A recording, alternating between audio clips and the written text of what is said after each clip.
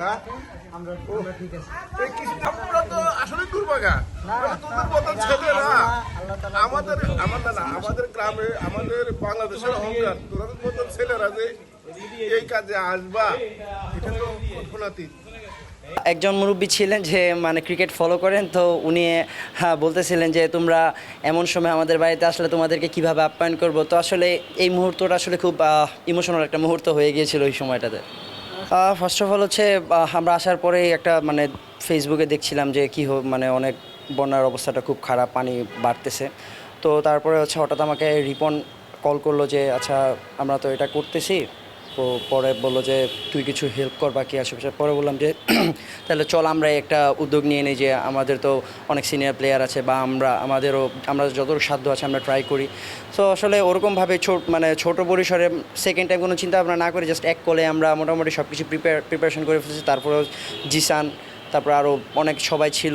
তো ছোট ছোট কন্ট্রিবিউশনের মাধ্যমে আসলে প্রায় 500 মানুষের জন্য আমরা কিছু করতে পারছি আর কি।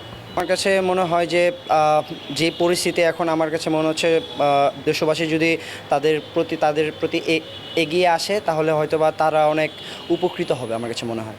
যেহেতু ক্রিকেটটা খেলেন, আসলে আন্ডার-19 দলকে নেতৃত্ব দিয়েছেন, আপনাকে অনেকেই চিনে। সো ওইখানে আসলে আপনাকে চিনেছে বা আপনাকে ইন্সপায়ার করেছে বা এরকম কেউ কিছু বলেছে কিনা, আপনাদের দেখে খুশি হয়েছে কিনা? না, সবাই খুব ভালোভাবে আমাদের একসেপ্ট করেছেন। একজন মুরব্বী ছিলেন যে মানে ক্রিকেট ফলো করেন, তো উনি বলতেছিলেন যে তোমরা এমন সময় আমাদের বাড়িতে আসলে তোমাদেরকে কিভাবে আপ্যায়ন করব। তো আসলে এই মুহূর্তটা আসলে খুব ইমোশনাল একটা মুহূর্ত হয়ে গিয়েছিল ওই সময়টাতে। শুধু আপনারা ক্রিকেটার না, সাধারণ যারা আছে তারা যেভাবে আসলে মানুষের বিপদে এগিয়ে এসেছে, সো এইটা নিয়ে কি বলবেন আপনি? আসলে এটা আনবিলিভেবল। দেখছি আমরা যে অনেক মানুষ বাংলাদেশের প্রায় আমরা যারা ঢাকার ভিতরে আছি বা ঢাকার বাইরে আছি, মানে বলতে গেলে সর্বত্র মানুষই এই বন্যার্তদের পাশে এগিয়ে আসছেন। তো এটা খুবই ইন্সপিরেশনের একটা জিনিস যে আমরা আমাদের দেশকে যে কতটা ভালোবাসি, তার মনে হয় আমার কাছে যে একটা বড় একটা প্রমাণ। যেভাবে পারফর্ম করেছেন আপনি শেষের দিকে নেমে, আসলে ফাইনাল হারার আক্ষেপ আছে কিনা? হ্যাঁ, অবশ্যই এটার তো একটা আক্ষেপ রয়েছে যে আমরা থ্রু আউট ফুল টুর্নামেন্টে আমরা খুব ভালো ক্রিকেট খেলেছি এক্সেপ্ট 2-1 ম্যাচ ছাড়া। তো অবশ্যই আমরা আসলে এটা একটা আক্ষেপ রয়ে গেছে যে ফাইনালটা যদি জিততে পারতাম তাহলে অনেক ভালো লাগতো। যেভাবে বলে বেটে পারফর্ম করেছেন, নিজের পারফরমেন্স নিয়ে আসলে আপনি কতটুকু সন্তুষ্ট?